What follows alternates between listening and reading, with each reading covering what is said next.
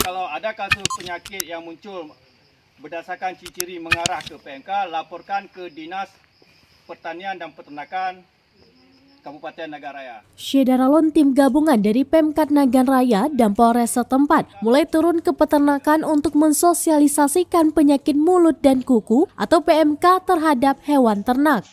Tim gabungan mulai turun pada Kamis 12 Mei 2022 di Kecamatan Senagan dan sejumlah desa di kecamatan lainnya.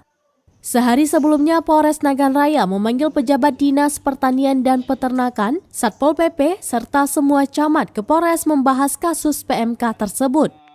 Kabid Peternakan di Distanak Nagan Raya, Dr. Hewan Safrida mengatakan, Nagan Raya hingga kini masih aman dari virus penyakit PMK terhadap hewan sapi, kerbau, dan lain sebagainya. Titik rawan ini adalah di daerah pesisir sama Darul Makmur. Karena kenapa saya bilang rawan? Itu pintu masuknya ke Kabupaten Nagan Raya. Untuk populasi yang paling banyak sapi, berdasarkan data yang ada di kami, itu adanya di Darul Makmur. Kondisi ternak di Nagan Raya berdasarkan hasil ke lapangan, laporan dari petugas, alhamdulillah masih terlihat sehat, belum terindikasi sampai saya ini mengenai penyakit PMK.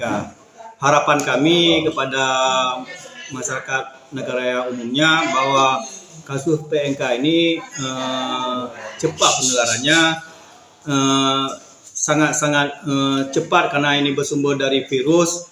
Jadi kita jangan lengah, jangan sampai kebobolan. Dari Nagan Raya, Rizwan Serambi On TV.